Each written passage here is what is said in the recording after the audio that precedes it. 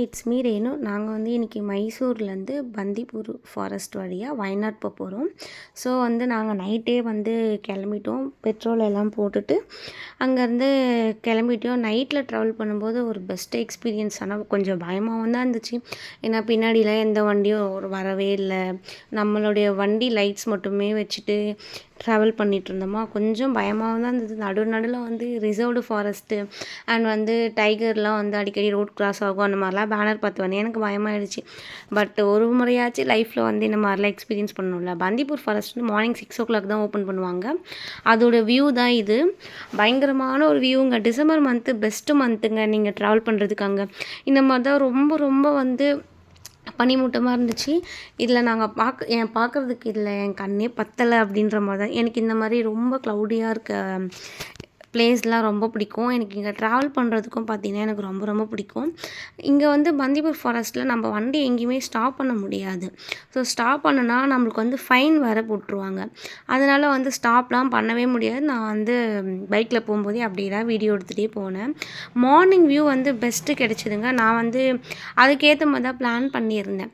Night travel பண்ணிவிட்டு கரெக்டாக வந்து ஃபாரஸ்ட் என்ட்ரி 6 o'clock அந்த டைமுக்கு நம்ம கரெக்டாக வந்து போயிடணும் அப்படின்னு சொல்லிட்டு தான் பிளான் பண்ணியிருந்தோம். இந்த ட்ரிப்பை நாங்கள் லைஃப்பில் ஒன் டைம் ஆச்சு இந்த பந்திப்பூர் ஃபாரஸ்ட் வழியாக வந்து ட்ராவல் பண்ணிடணும் அப்படின்னு சொல்லிட்டு எனக்கு ரொம்ப நாள் ஆசை.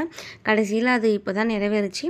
ஆனால் எனக்கு இது போன வேணா இன்னொரு டைம் நம்ம காரில் போகணும் அப்படின்னு ஒரு ஆசை வந்துச்சு. கண்டிப்பாக கூடிய சீக்கிரத்துலேயே நம்ம வந்து காரில் திரும்ப ஒரு வீடியோ இதே ஃபாரஸ்ட்டு இதே வேவில் ஒரு வீடியோ நம்ம போடுவோம்.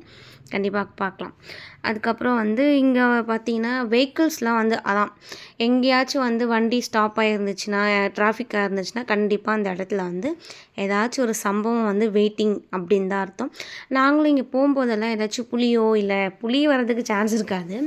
அதுக்கப்புறம் வந்து நாங்கள் யானை ஏதாச்சும் கிராஸ் ஆகுதா அப்படின்னு சொல்லிட்டு தான் நாங்கள் பார்த்துட்டே போனோம்.